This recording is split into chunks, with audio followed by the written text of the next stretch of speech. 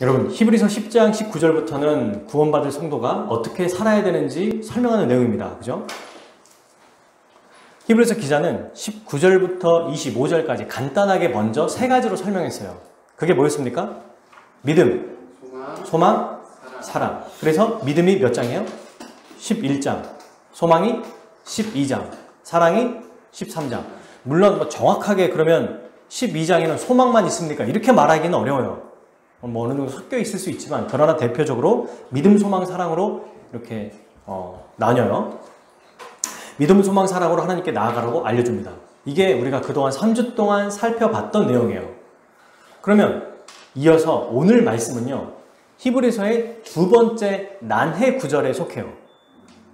난해 구절이라고 하는 거는 해석하기 어렵다 이런 뜻이거든요. 히브리서의 난해 구절은 성경의 히브리서 안에 우리 성경책에 두 군데가 있어요. 하나는 이미 살펴본 6장 4절에서 8절이고요. 한번 빛을 받은 자는 기억나시죠?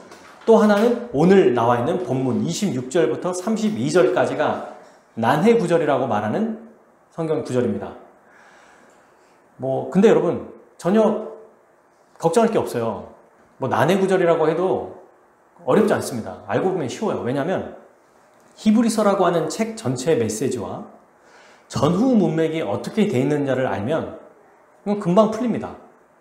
한 사람의 저자가 다른 생각을 가지고 쓰지 않는 이상 그 전체 메시지를 벗어나지 않고 전후 문맥에 벗어나지 않기 때문에 아무리 난해 구절이라고 해도 이해할 수 있어요. 그런데 왜 사람들이 어렵게 생각하냐면 이 구절만 딱 떼가지고 뭔가를 만들어내거나 생각하려고 하니까 오용하거나 오해하거나 잘못 해석하는 거예요.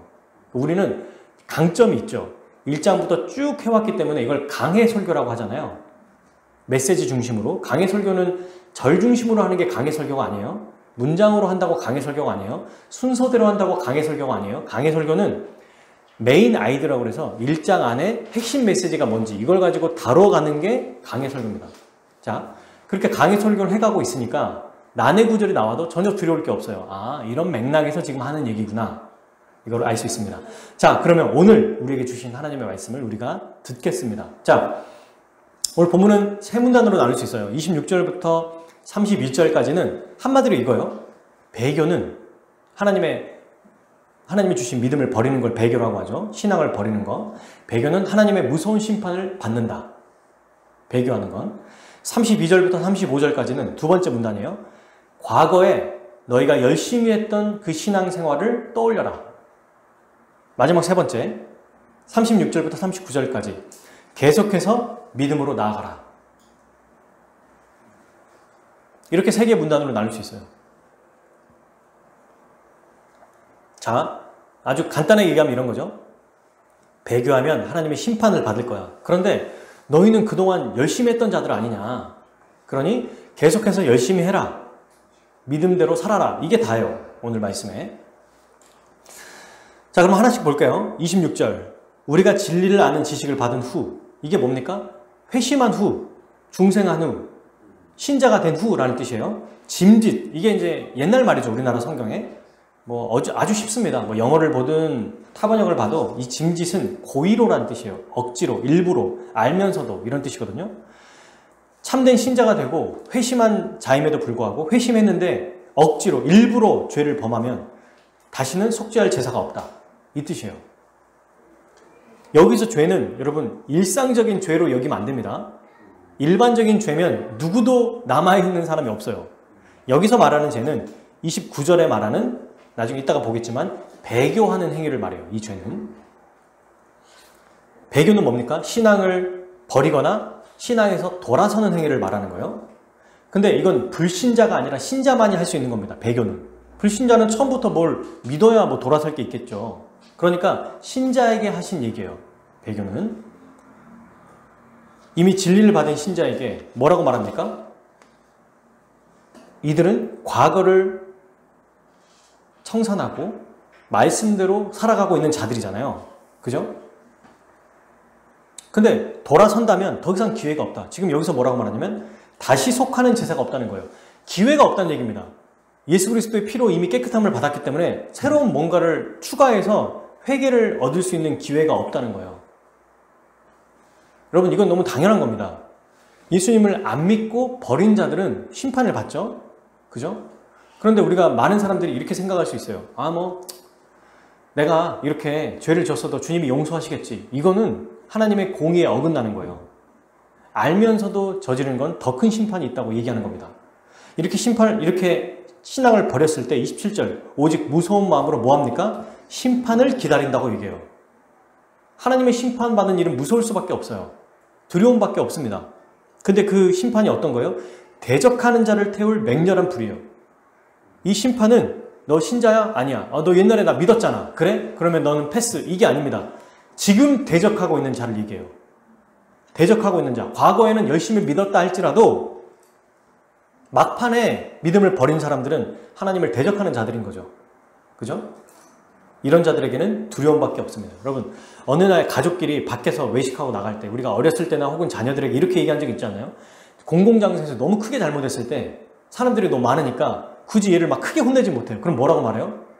딱 얘를 보고 이따가 집에서 보자. 그러면 어때요? 이 아이는 집에서 굉장히 무서운 거예요. 똑같은 거예요. 지금 어떤 거냐면 훈계와 책망이 기다리고 있을 때 두려움 생각밖에 들지 않는 겁니다. 왜 그럴까? 여러분, 이 배교가 믿었다가 안 믿는 걸로 우리는 생각하잖아요. 근데 성경은 이걸 뭐라고 표현하냐면 하나님을 대적하는 행위로 얘기합니다. 그냥 안 믿어 나는. 나 이제 예수님 안 믿을래 이러면 쟤는 안 믿나 보다가 아니라 하나님께 반역하고 그분을 모욕하는 행위래요. 모독하는 행위고 멸시하는 행위고 노골적으로 반역하는 행위랍니다. 성경이 그걸 얘기해요. 28절 먼저 예를 듭니다. 실제로 모세 시대 때는 어떤 일이 있었느냐. 이게 비교급을 얘기해요. 여러분 28절은 더 약한 걸 얘기하고요. 29절은 더 센 걸 얘기하거든요. 예를 들어서 자 28절 모세의 법을 폐한 자도 두세 증인으로 말미암아 불쌍히 여김을 받지 못하고 죽었거든요. 이게 무슨 말이에요? 모세 시대 때 하나님이 출애굽기, 레위기, 민수기, 신명기에 뭐가 있어요? 모세에게 주신 율법이 있어요. 율법. 십계명과 그 세부 세칙이 있는 율법이 있어요. 근데 그 율법이 있을 때 그 율법이 어떠냐면 이 율법을 어긴 자들도 만약에 두세 명의 증인이 있으면 돌로 쳐서 죽였습니다. 그러니까 신명기 13장 6절 한번 우리 찾아볼까요? 신명기 13장 우리 신명기 한번 찾아보겠습니다. 13장 6절 한번 같이 읽어볼까요? 모세 시대 때 어떤 일이 있었는지. 네, 13장 6절이에요. 같이 읽어보겠습니다. 시작. 내 어머니나 곧 내 형제나 내 자녀들이나 내 품인의 아내나 너와 생명을 함께하는 친구가 가만히 너를 꾀어 이르기를 너와 내 조상들이 알지 못하던 다른 신들 하면서 쭉 얘기하면서 이렇게 하면은 9절 읽어볼게요. 너는 용서 없이 그를 어떻게 죽이되. 뭐라고 말합니까? 모세의 율법에서 우상을 숭배하는 자, 그리고 부모에게 반역하는 자, 또 성적인 죄를 지은 자, 도둑법을 어기는 자는 돌로 쳐 죽였답니다. 여기에 8절에 뭐라고 되어 있냐면 너는 그를 따르지 말며 이방신을 섬기는 자들 그러면서 긍휼히 여기지 말래요. 그리고 애석히 여기지도 말고 덮어 숨기지도 말아라. 엄청난 심판이죠. 돌로 쳐 맞아 죽인다고 생각해 보세요. 동네에서 한 사람이 이방신을 막 섬기고 있어요. 하나님을 안 믿고. 그러면 데리고 와서 죽이는데 돌을 다 던지는 거예요. 한 명씩. 그래서 예수님 시대 때도 가늠한 여인을 가지고 돌로 죽이려고 했던 게 이 이유입니다. 모세 율법에 그대로 기록되어 있는 거예요. 가늠한 여인, 성적인 죄를 졌기 때문에 돌로 쳐 죽이려고 하는 거예요. 그때 예수님이 누구든 죄 있는 자가 먼저 치라고 얘기하셨잖아요. 이제 설명했죠. 모세 시대 때만 해도 이렇게 율법을 어기면 어땠어요? 잔혹하게 죽임을 당했어요. 아이들이 야 너는 보지 마 이런 게 있었겠습니까? 똑바로 보여줬을 겁니다. 아이들에게도. 왜? 너희들도 이렇게 말 듣지 않고 부모를 거역하고 혼나면 죽었다. 실제로 여러분 이걸 지금도 적용하면 남아있는 아이들이 오늘날에는 별로 없을 것 같아요. 저희들도 남아있을 수 있을까 싶을 정도예요. 왜? 부모에게 거역하고 반역하는 자들을 돌로 쳐 죽였거든요. 근데 말씀을 거역하는 것도 이 정도면 하나님 자체를 거부하면 어떻게 되는가? 이게 29절이에요. 그냥 하나님이 말씀을 통해서 하셨던 거 말고 하나님 자체를 거절하면 어떻게 되냐? 거부하면 29절 읽어보겠습니다. 하물며 힘의 아들을 짓밟고 자기를 거룩하게 한 언약의 피를 부정한 것으로 여기고 은혜의 성령을 못되게 하는 자가 당연히 받을 형벌은 얼마나 더 무섭겠느냐. 너희는 생각하라는 거예요. 모세 율법이 이 정도인데 율법으로 계시한 게 이 정도라면 아예 그분 자체를 대놓고 배교한 행위는 훨씬 상상할 수 없을 만큼 이 죄가 크다.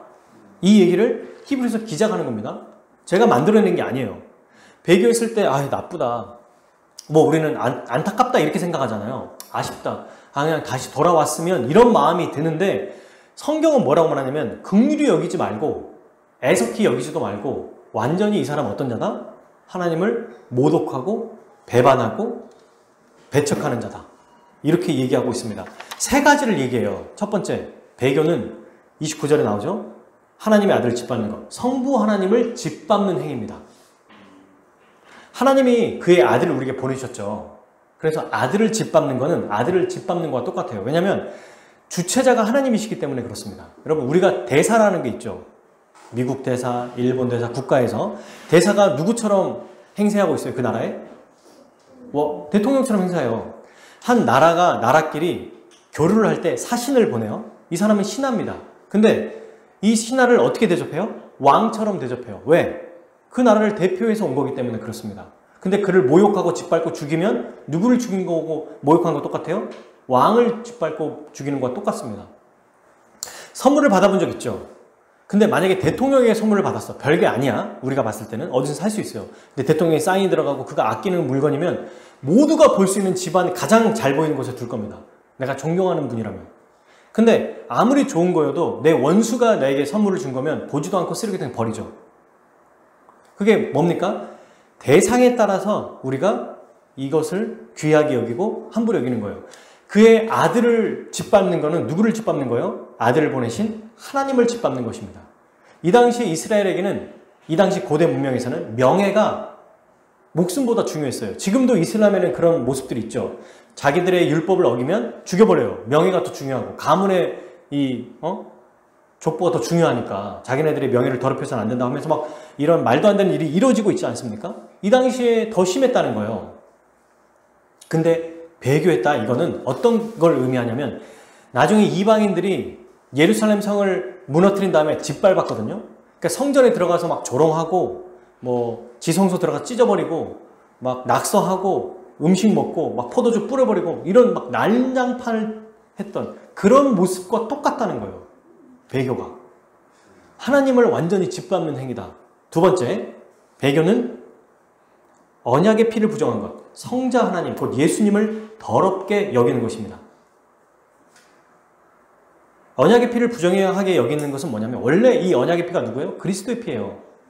이 피는 죄인을 정결하게 하고 양심을 깨끗하게 하며 우리를 하나님 앞에 설 수 있는 자, 거룩한 자로 만들어줍니다. 그죠?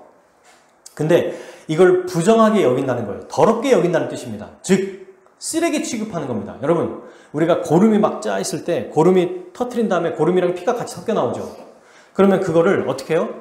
귀하다라고 가지고 있어요? 더럽다고 버려요. 더럽다고 버려요.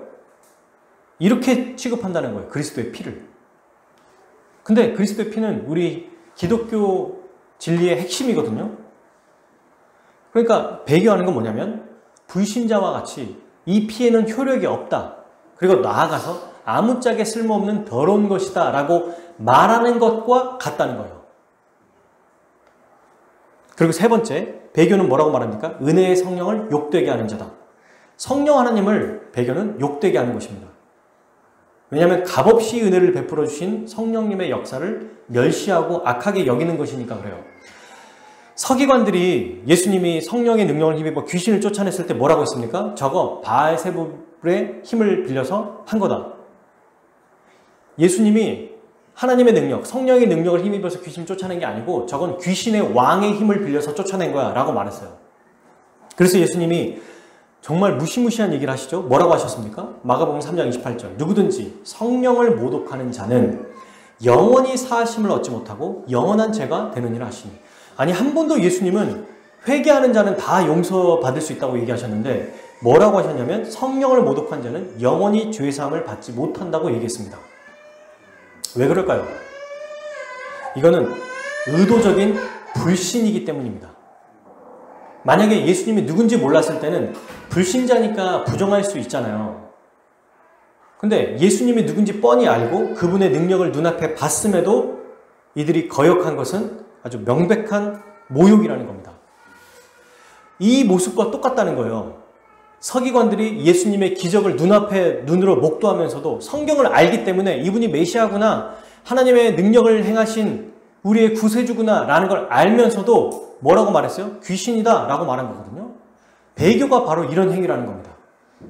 여러분, 삼위 하나님의 이 성부 하나님만 모독해도 우리가 얼마나 큰 죄를 짓는 건데, 지금 배교는 삼위 하나님, 이 삼위 하나님을 노골적으로 멸시하고 반역하는 행위라고 얘기하고 있어요.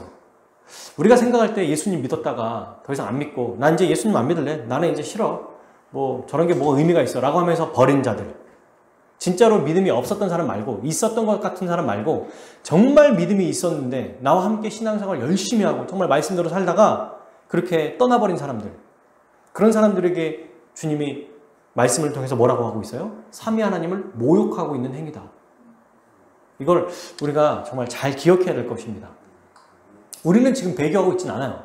근데 왜 이런 얘기를 했냐면 당시에 배교하려고 하는 흐름에 있는, 그리고 움직임이 있었거든요. 아직 배교하지는 않았어요. 근데 막 배교하려고 막 하고 있는 분위기가 있었던 겁니다. 그래서 이렇게 얘기했었던 거죠. 이런 자들에게 하나님이 뭐라고 하셨냐면 30절 31절 읽어보겠습니다. 원수 갚는 것이 내게 있으니 내가 갚으리라 하시고 또다시 주께서 그의 백성을 심판하리라 말씀하신 것을 우리가 아노니 살아계신 하나님의 손에 빠져들어가는 것이 무서울진저. 아멘. 뭐라고 합니까? 하나님의 크신 심판이 있을 거다. 이 30절은 31절 두 절은요, 신명기 32장 35절 36절 그리고 시편 135편 14절을 인용한 거예요. 그러니까 그냥 구약 성경을 인용한 건데, 쉽게 얘기하면 원래 여기에 신명기와 시편에는 뭐라고 되냐면, 시편에는 특별히 그러니까 백성들을 괴롭히는 자, 원수들을 하나님께서 심판한다고 나오거든요. 근데 이거를 70인역이라고 해서 그 성경에는 나를 반역하는 나의 백성들을 내가 멸하겠다라고 나오는데, 그걸 그대로 인용한 거예요. 원수를 누구로 생각한 거예요? 이스라엘 백성을 괴롭히는 자들이 아니라 하나님의 말씀을 불순종하고 그를 반역하는 자들을 원수로 아예 선정한 겁니다. 그래서 히브리서 저자는 뭐라고 말합니까? 원수를 내가 갚는다. 내가 갚으리라. 그리고 그 백성을 심판하신다고 얘기해요. 하나님을 배교하는 자들을 심판한다고 얘기하시는 겁니다. 모든 걸 다 얻는데 하나님의 영원한 형벌을 받는 건 가장 우리에게 슬프고 안타까운 일이겠죠. 배교에 반드시 심판이 있다는 것을 기억해야 돼요. 그러면 여러분, 우리는 생각해야 됩니다. 지금 여러분 보세요. 29절에 제일 뒤에 뭐라고 되어 있어요? 너희는 뭐하라? 29절 제일 뒤에 너희는 생각하라. 32절 제일 뒤에 뭐라고 되어 있어요? 생각하라. 지금 두 번이나 반복되어 있다는 것은 중요하다는 얘기입니다. 생각하라는 거예요. 뭘요? 이 배교가 얼마나 큰 모욕이고 심판을 받는 것인지 생각하라고 얘기합니다.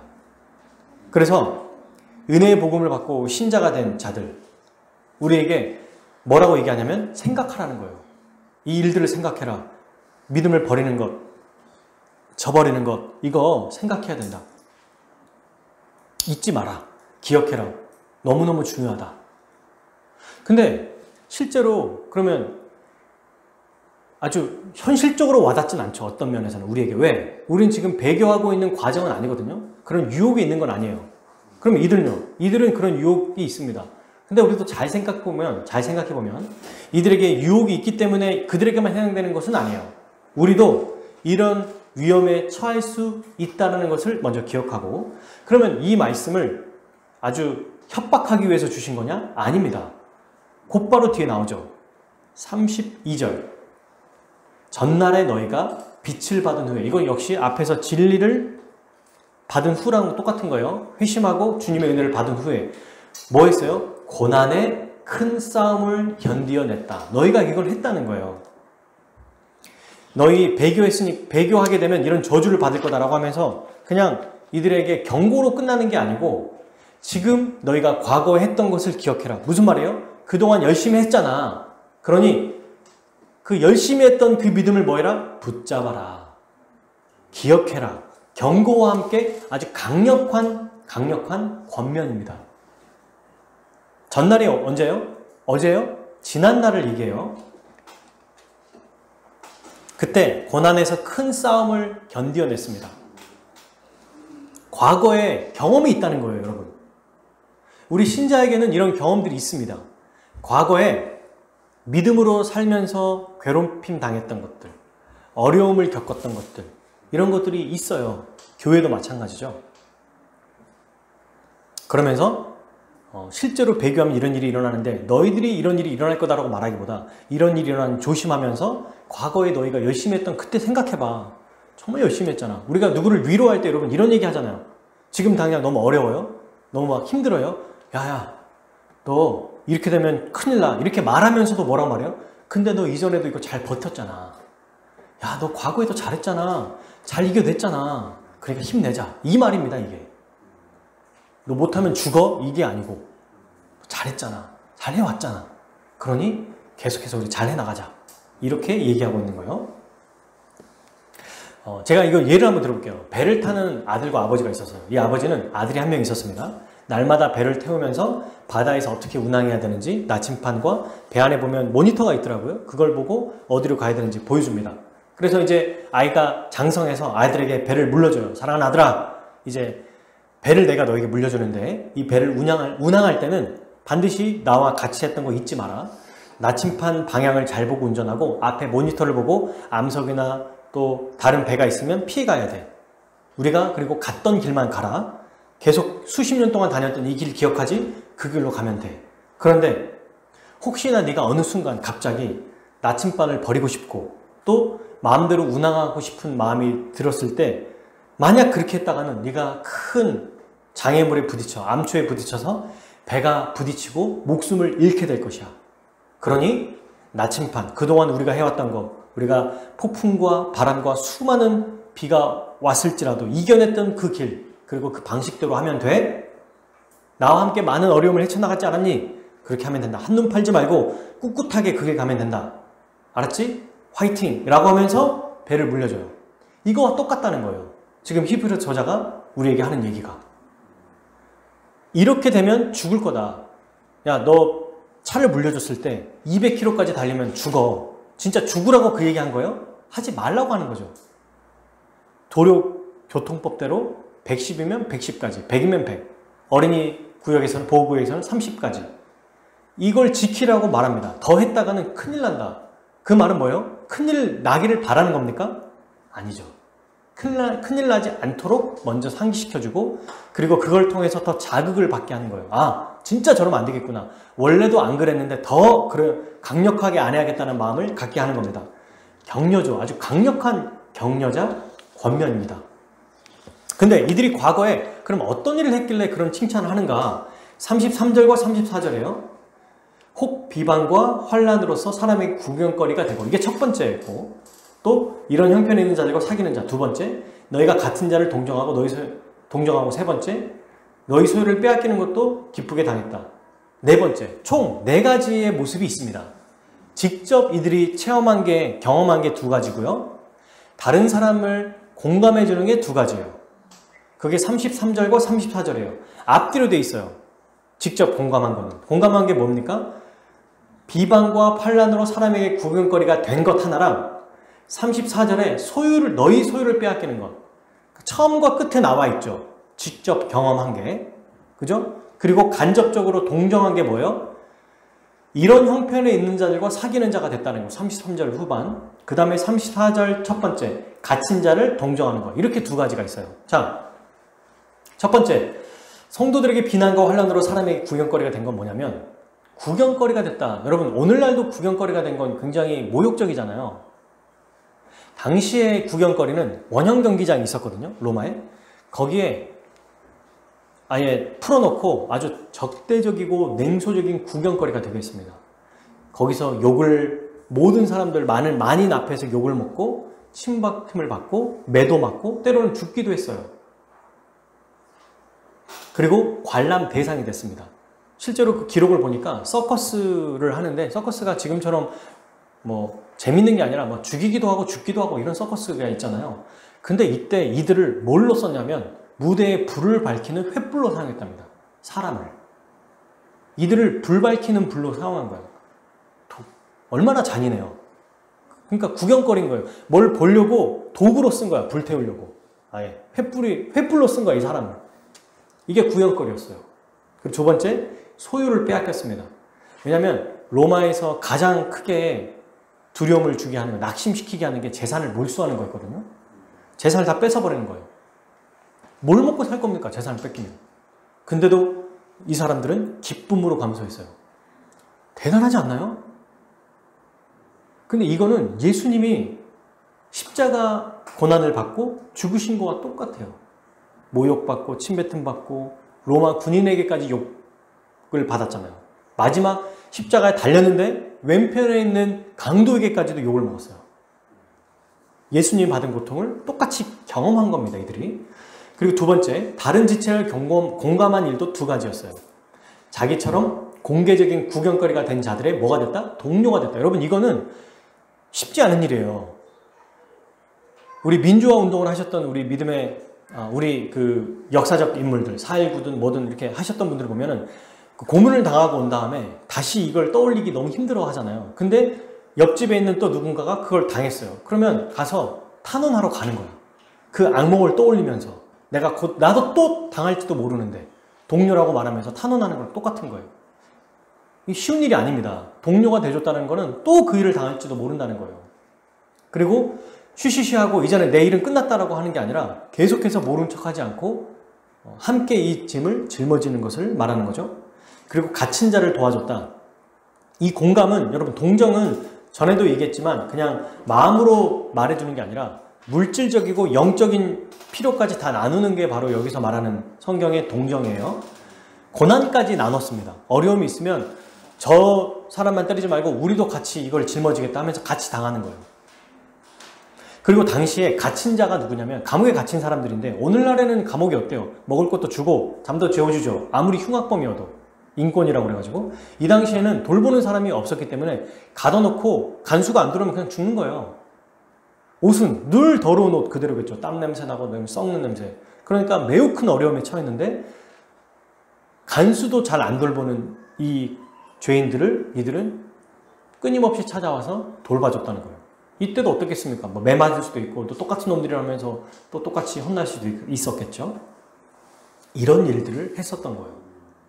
대단하지 않나요? 그걸 딱 기억해봐라. 그러면 지금 앞으로 겪을 이 어려움도 이겨낼 수 있다는 겁니다.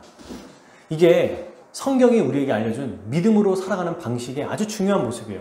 제가 설교하면서 주로 가끔 했던 얘기들 기억나시죠? 과거의 은혜를 기억하자. 이게 바로 그거예요.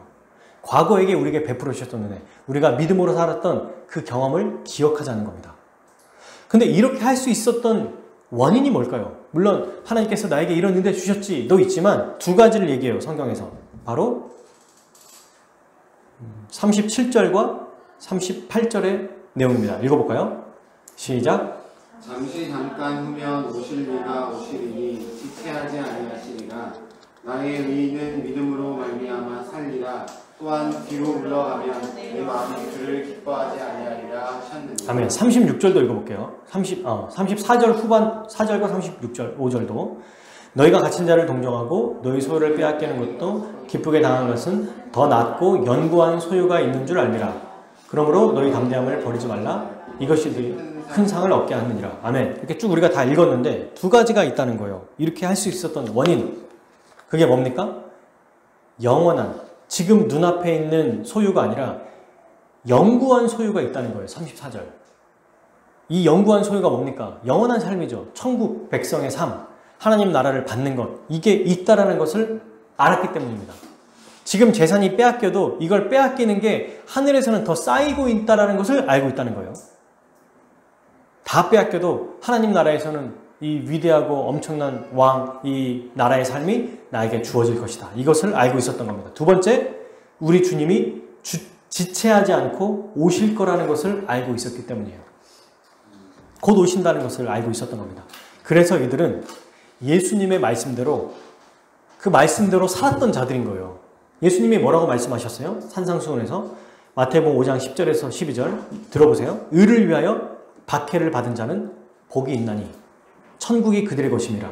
나로 말미암아 너희를 욕하고 박해하고 거짓으로 너희를 거슬려 모든 악한 말을 할 때에는 너희에게 복이 있나니 기뻐하고 즐거워하라. 하늘에서 너희의 상이 큼이라. 너희 전에 있던 선지자들도 이같이 박해하였느니라. 지금 이 말씀 그대로 나와 있잖아요. 그죠? 박해를 받고 욕을 받고 고난을 당했는데 기뻐했다고 해요. 그죠? 이들은 빼앗겼는데도 기쁘게 당했다고 합니다. 이 예수님 말씀을 경험하고 실제로 누린 자들이었습니다.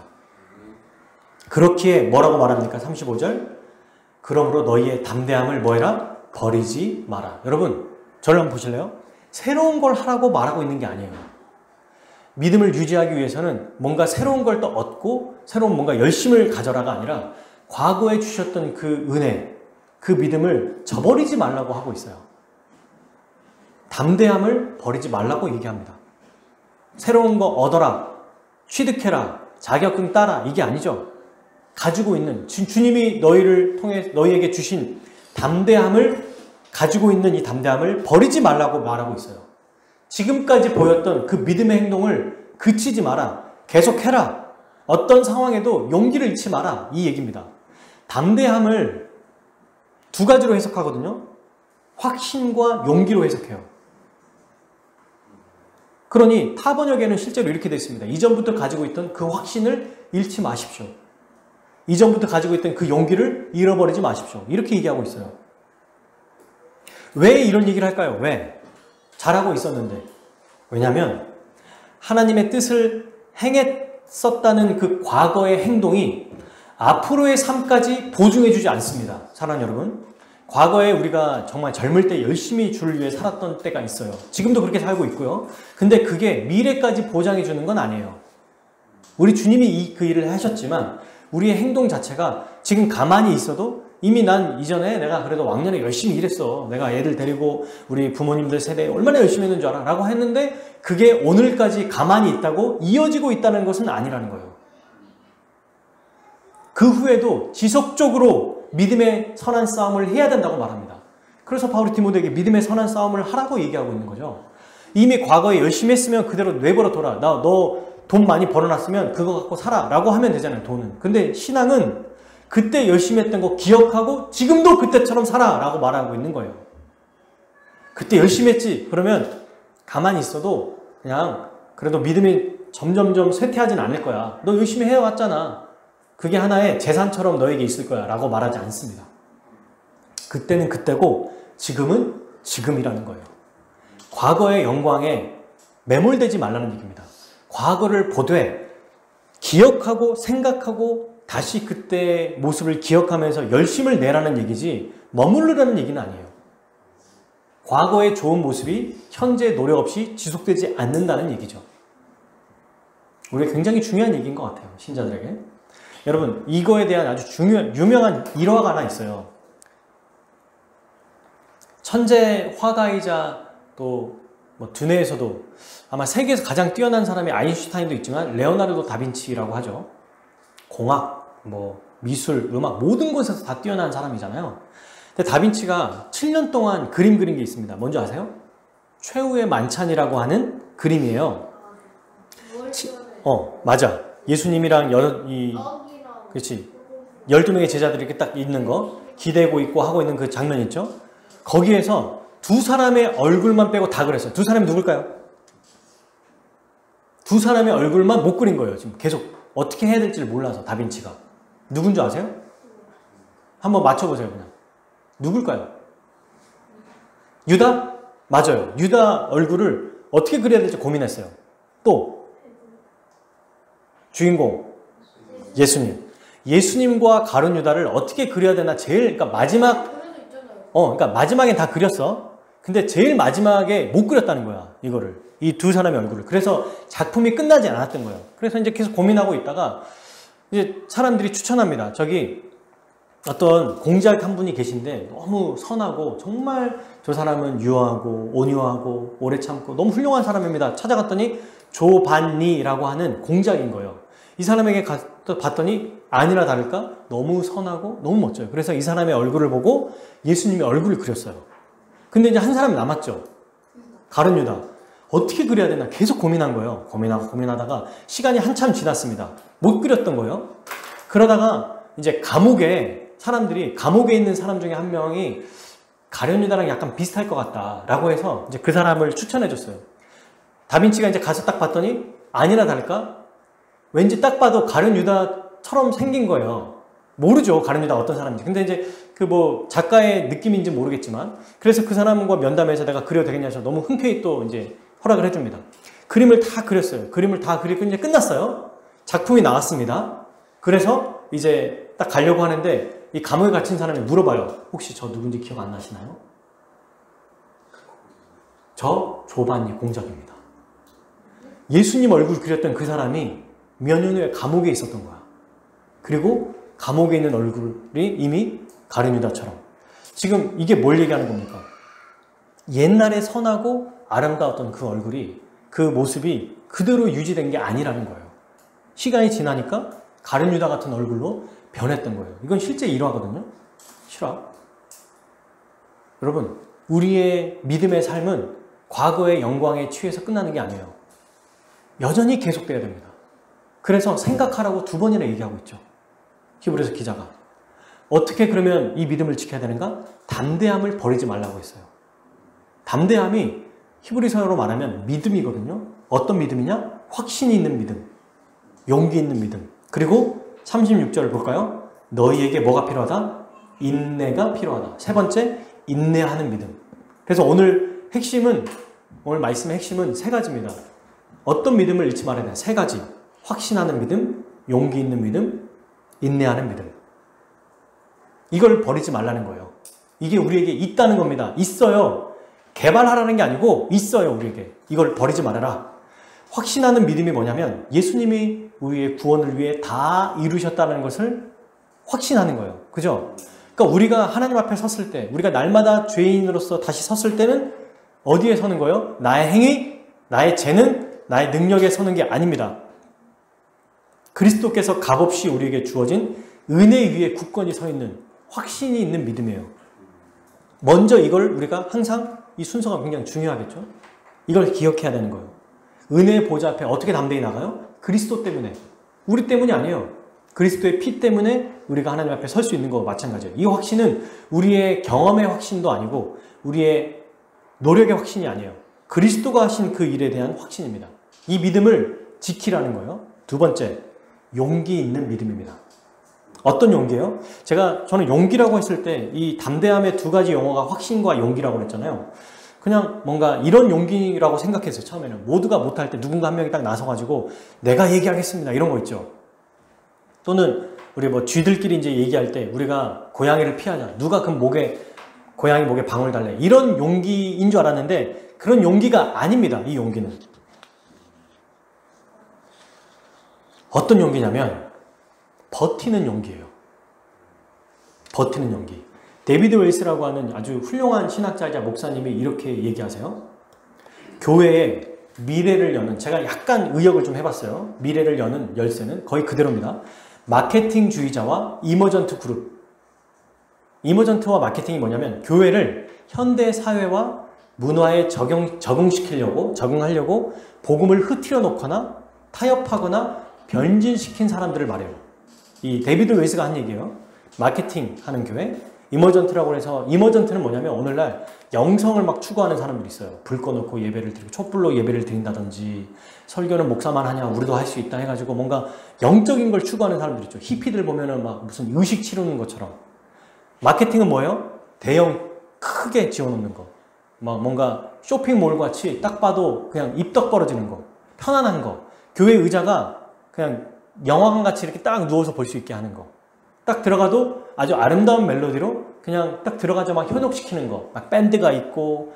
이게 나쁘다는 게 아닙니다. 근데 그 포커스가 어디 있냐면 구도자, 예배를 오는 사람들에게 맞춰져 있는 게 마케팅의 핵심이에요. 이머전트도 마찬가지예요.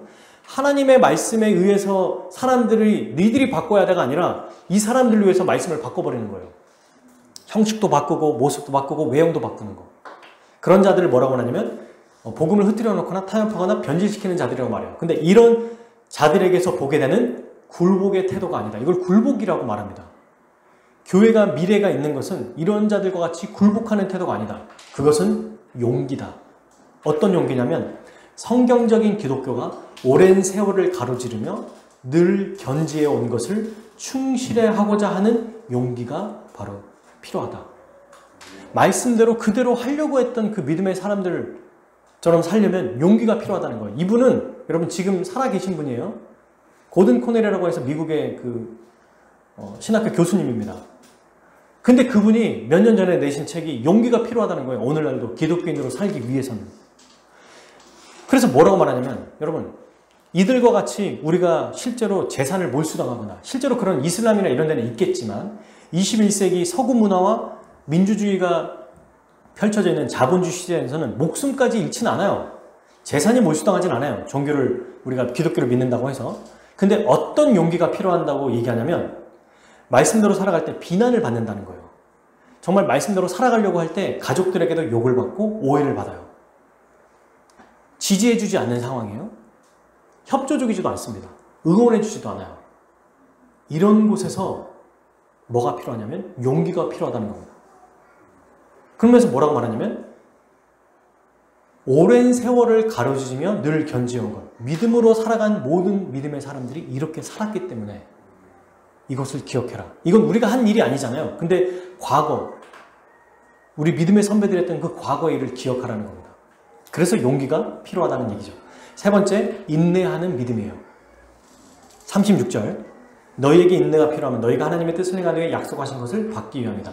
인내는 뭐냐면 내 환경이 이러니까 어쩔 수 없지 뭐 위축되거나 수능되는 게 아니에요. 사실 믿음으로 살기 위해서는 저나 여러분이나 어떤 면에서는 개개인에 따라서 고민되고 어려운 지점들이 있습니다. 가정 안에서, 목회 현장에서, 직장에서 이런 것들이 있어요. 근데 인내하라는 거예요. 이걸 오늘날 현대적으로 이 확신과 그 다음 용기와 인내를 적용하면 이렇게 말할 수 있습니다. 오늘날 히브리서 기자가 오늘날처럼 얘기하면 여러분은 그동안 주님이 주신 믿음으로 더 주의 뜻대로 살기 위해 남들이 말하는 편안하고 안락한 어정쩡한 믿음의 삶을 거부했습니다. 남들은 이렇게 말하죠. 먹고 살기도 바쁘고 할 일도 그렇게 많고 돈 벌기도 어려운데 그렇게까지 할 필요 없습니다. 라고 말하는데도 불구하고 그들의 만류에도 불구하고 믿음으로 살아가는 일에 타협하지 않고 어떨 때는 끝까지 버텼습니다. 예수님을 믿는 믿음 때문에 가정에서나 회사에서 욕먹고 잘리고 불편하고 오해를 사는 그런 일들이 있을지라도 복음의 말씀을 확신하고 용기 있게 그러나 끝까지 인내하며 믿음의 삶을 고수했습니다. 그러니 이 삶을 끝까지 지켜나갑시다. 이렇게 지금 말하고 있는 겁니다. 여러분 주위에서 우리 참 바보 같은 소리 많이 듣지 않나요? 그죠? 아는 사람들 말고 좀 잘 모르는 사람들, 우리를 잘 모르는 사람들은 그렇게 얘기해요.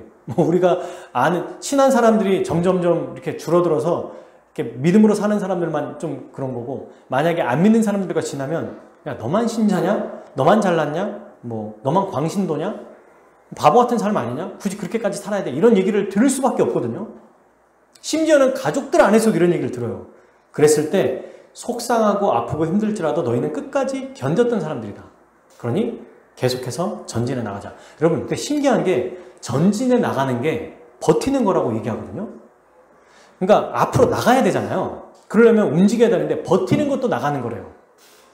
견디는 게 나가는 거랍니다. 왜냐하면 우리 주님이 끝까지 버티면 그 사람을 최종적으로 승리 얻게 하시기 때문에 우리가 그냥 버티기만 하는 거 있죠. 그죠? 그게 전진하는 거라고 얘기해요. 너무 신기합니다. 그래서 오늘 우리 주보에 보면 제가 제목을 그렇게 썼어요. 뒤로 물러서지 않고 꾸역꾸역 나아가는 믿음. 꾸역꾸역이 뭐예요? 어떻게든 막 힘들지만 어떻게든 버텨서 막 하려고 하는 거. 여러분 이게 우리 모든 믿음의 사람들이 살았던 모습입니다. 우리에게는 그대로 적용할 수 있을지 잘 모르겠어요. 개인에 따라서 나라별로 이보다 심하거나 비슷할 수도 있어요. 이슬람이나 중국이나 북한에서는. 오늘날에는요, 개인차마다 너무 다릅니다. 목사인 저에게는 어려움들이 덜 하겠죠. 안 믿는 자들의 삶에서 살아가는 우리 성도들 중에 다 안 믿어요. 근데 혼자만 믿는다. 그러면 이 사람은 더 힘들겠죠. 또는 다 같이 믿는, 우리 같이 믿는 사람들 안에서도 왜 그렇게까지 특출나게 너만 그렇게 좀 오버하냐라고 하는 소리를 들을 수도 있어요. 사실은 우리가. 저는 그러면 어떤 게 있을까 생각해 봤거든요. 교회가 그런 모습이 아니겠는가. 목회도 그런 게 아니겠는가. 내가 뭘 잘나서 뛰어나서가 아니라 새로운 걸 하려고 해서가 아니라 용기 있게 좀 해보려고 하는 마음이 큽니다. 사실은. 우리 성경에 나와 있는 우리 믿음의 선배들과 같이 그냥 오랜 세월 동안 지켜왔던 역사적 기독교라고 하거든요. 이거를 잘 해보고 싶은 마음이 있는 거예요. 그거를. 너무 이 땅에 훌륭한 교회들이 많거든요. 근데 타협하고 싶지 않았어요. 그래서 여러분 우리가 지금 해오는 것들 있잖아요. 이 교회, 성경적인 교회로 살아가기 위해서 다짐했던 거, 또 유익을 누리지 못했던 거, 여러분들도 이런 교회에 와가지고 예배를 드리는 거. 강해 설교, 제가 강해 설교를 하고 있을 때 몇몇 사람들에게 이런 얘기를 들었습니다. 그런 거 하면 요즘 사람들 싫어합니다. 몇몇 사람들에게 이 얘기를 들었어요. 그렇게 딱딱하게 하면 안 좋아합니다. 재밌게 해야 된다고 그러고 뭔가 좀 이해하기 쉽게 해야 된다고 그러고 이런 설교를 하지 말라고 얘기를 많이 들었어요. 그리고 찬양을 더 많이 하고 찬양팀을 세우고 교회 건물이 중요하고 그 다음에 설교는 뭐 20분 30분만 하고 더 길어서는 안 되고 수많은 유혹들이 있어요. 그런데 그냥 지켜나가는 거죠. 물론 제가 미흡하고 부족할 수 있어요. 더 개선해야 될 것입니다. 발전해 나갈 거예요. 나가야 돼요. 당연히. 그거는 제가 아마 목회 끝날 때까지 그 발전은 계속돼야 될 겁니다. 지금은 부족해요. 지금도. 최선을 다하고 있지만. 그러나 하는 거죠. 버티는 거예요. 여러분들도 이 교회에 오고 있는 거예요. 버티는 거예요. 유혹들이 있습니다. 누군가 우리에게 맞다고 말하는 사람도 있지만 아니라고 하는 사람들이 더 많을 거예요. 근데 그 땅에서도 말씀대로 살아가려고 하는 이 땅에 많은 목회자들이 있고요. 많은 교회들이 있고 많은 사람들이 있습니다. 우리 주님이 뭐라고 하셨냐면 지체하지 않고 곧 오신대요. 그때 우리가 무슨 얘기를 할 수 있을까요? 제가 돌아보면 힘들고 굳이 여러분 이게 믿음으로 살 때 좀 힘들게 살았던 거 있죠. 좀 고통스러웠던 거. 근데 그게 기억에 많이 남아요. 그냥 편하게 살았던 때는 누구나 다 있는 것 같은데 누구를 도울 때 진짜 힘들지만 그래도 주님 나보다 더 힘든 자들이 있으니까 나 돕겠습니다 했던 그 것들 있죠 여러분? 그게 기억에 남아요. 근데 그걸 통해서 하나님이 영광 받으신다고 하시거든요. 기뻐하신다고 하고 그 과거의 것을 우리가 기억하는 것이 중요하다는 겁니다. 개인으로는 또 어때요? 개인으로는 목사로 제가 저를 예를 들면 살아온 과정 저는 신대원에 딱 들어와서 목사로 이제 딱 들어오면 그때부터는 뭐 어려움이 없을 거라고 생각했어요. 실제로 많은 목회자 후보생들이 이런 생각을 해요. 입시라고 해서 이제 목사들도 입시가 있거든요. 왜냐면 무슨 목사가 시험 준비를 해. 몇 년 동안 준비하는 사람도 있고 저는 이제 은혜로 이렇게 많이 길게는 준비 안 했었는데 준비하면서 수많은 생각들이 듭니다. 수많은 생각. 왜냐면 이것만 되면 뭔가 될 것 같다는 생각. 그래서 신대원의 합격증을 딱 받으면 어떤 분들은 이렇게 얘기하시는 분이 있었어요. 합격증을 받으니까 마치 그러니까 회사에 딱 입사하면 내 인생 다 폈어라고 생각하는 거 똑같을 거예요. 대학교 원하는 대학에 딱 들어가면 와 내가 원하는 학교 생활에 이제 시작됐다. 아니죠. 훨씬 더 큰 중압감과 어려움들, 일들이 우리에게 다가오잖아요. 결혼하면 끝이다? 시작이에요. 신대원에 들어왔더니 완전히 새로운 시작이더라고요. 어떤 목회자로 살아갈 것인지 수많은 선택지들이 있었습니다. 정말로. 그리고 그 안에서도 이 결정할 때만의 그 과정들 있죠. 신대원생들은 여러분 없어요. 돈이 진짜로. 부모님이 돈이 많은 사람이 아닌 이상. 그러면 그 10만 원, 20만 원 올려주고 30만 원, 50만 원 차이 나는 건 굉장히 큰 차이입니다. 제 아내가 아내에게 동의를 구하지 않았는데 아내가 한 달에 30만 원으로 살았어요. 믿어지세요? 30만 원 받았대. 30만 원. 이게 무슨 30년 전도 아니고 불과 10년이 안 돼요. 그러니까 얼마나 아끼고 살았겠습니까? 그래도 아내는 그 장인어른 때 그 집에 있었기 때문에 먹고 사는 건 괜찮았는데 데이트하거나 아니면 또 자기 치장하는 거 이런 거는 거의 못 샀다고 얘기했어요. 생각해 보십시오, 여러분. 그런 과정들, 근데도 어쨌든 말씀대로 해보려고 어쨌든 노력하는 모습들이 제게 있었을 거 아니에요, 그죠? 부족함에도 불구하고. 여러분들도 마찬가지예요. 말씀대로 살아가려고 하는 성도로 살아오기 위해서 겪었던 어려움들이 있습니다. 있어요, 실제로. 때로는 교회의 어떤 방침에 얘기하기도 하고, 이런 것들이 정말 해야 되지 않습니까? 이렇게 해야 되지 않습니까? 라고 요청하기도 하고, 그게 묵사발되거나 힘들거나 어렵거나 경험들이 다 있잖아요. 제가 말하지 않아도, 구체적으로 말하지 않아도 여러분 다 아시잖아요. 그런 어려움들, 믿음으로 어떻게든 살려고 했던 그 모습들이 우리에게 다 있다는 것입니다. 그것이 과거에 그랬기에 앞으로도 계속되는 건 아니에요. 그러나 그 과거를 기억해서 낙심하지 말고 계속 주를 봐야 한다는 거예요. 이게 우리에게 필요합니다. 그래서 여러분 이런 삶이 뭐라고 말하냐면 확신과 용기와 인내의 삶인데 저는 이거를 꾸역꾸역 버티며 살아가는 믿음이라고 말하고 싶어요.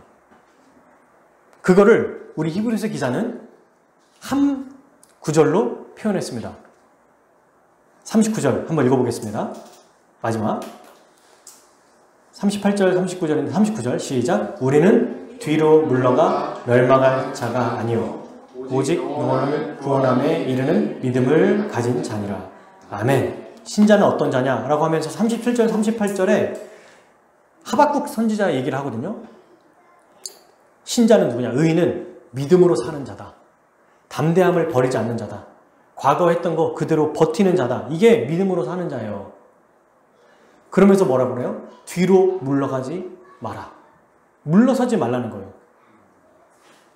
낙심되거나 지칠 수도 있고 실패할 수도 있어요. 맞아요. 근데 그때 버리지 말라는 겁니다. 포기하지 말라고 그랬어요. 하박국의 이 표현이 왜 나왔냐면 그러니까 말씀대로 살고 있는 이 사람들에게, 의인들에게 어려움과 핍박이 계속 오는 거예요. 근데 악인들은 너무 잘 됩니다. 그래서 하박국이 하나님께 약간 따지듯이 물어봐요. 하나님, 왜 악인들은 저렇게 잘 되고 우리 이 믿는 사람들이 이렇게 어려움을 겪습니까? 그랬더니 하나님이 이 한마디로 말씀하시죠. 의인은 믿음으로 산다. 의인은 눈에 보이는 물질, 사람, 의지할 것이 아니라 믿음으로 사는 거다. 그 믿음이 바로 뒤로 물러서지 않는 거예요. 그러면서 뭐라고 말합니까? 우리는 어떤 자다? 39절 뒤로 물러가 멸망할 자들이 아니다. 우리는 원래 그런 자가 아니다. 이미 영혼을 구원받은 자다. 영생을 얻은 자다. 그러니 영생을 얻은 자로서 믿음으로 살아가자. 이렇게 얘기하고 있어요. 말씀을 맺겠습니다. 사랑하는 여러분, 우리는 주님이 주시는 이 은혜, 과거에 우리에게 주셨던 그 은혜, 이거를 잊지 않았으면 좋겠어요. 성경적 교회를 한다고 몸부림치고 있는, 사실 별거 아니기도 하고 남이 봤을 때는 좀 무서워 보일 수도 있는 이 일들을 함께 동참하고 있잖아요. 저는 이게 너무 귀하다고 생각해요. 어떻게든 말씀대로 살아가려고 하고 한 번에 우리가 갑자기 그리스도를 확 닮은 모습은 가지 않겠지만 조금씩 그래도 말씀에 순종하려고 하는 애쓰는 모습, 그런 모습들이 저는 확신과 용기와 인내의 믿음이라고 생각합니다. 이 믿음 끝까지 계속해서 버티는 거예요. 뭔가 새로운 거 할 필요 없어요. 버티면 됩니다. 그리고 알게 되는 거 더 열심히 하면 돼요. 조금씩. 그때 우리에게 큰 상이 있을 거예요. 우리 주님 지체하지 않고 오실 겁니다. 지체한다고 할 때 많은 사람들이 이렇게 생각했어요. 2000년 동안 안 하는데 오시겠냐? 제가 이 말씀을 보면서 생각한 게 있습니다. 주님은 하루가 1000년 같다고 그랬잖아요. 그러면 주님의 입장에서는 이틀하고도 지금 2020년이죠. 맞나요? 2022년? 하루로 하고도 새벽 1시 정도 지난 거예요, 지금. 이틀 지나고 새벽 1시 12분 정도. 15분에 오실 수도 있는 거예요. 1분 후에 오실 수도 있는 거야. 이걸 기억하고 언제 오셔가 아니라 더 기쁜 거예요. 그래서 더 교회로서 열심히 살아가고 우리가 서로 나누는 것, 서로 위로하는 것, 그러면서도 믿음으로 함께 굳게 사는 것, 이 일들이 우리가 계속 고수했으면 좋겠어요.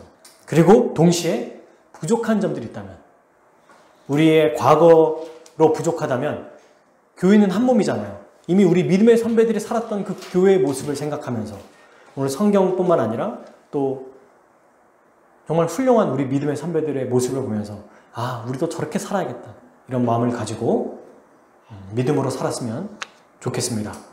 그래서 말씀을 듣는 모든 분들에게 더디더라도 군뱅이 보면 안 가는 것 같잖아요. 근데 꾸역꾸역 앞으로 나가거든요.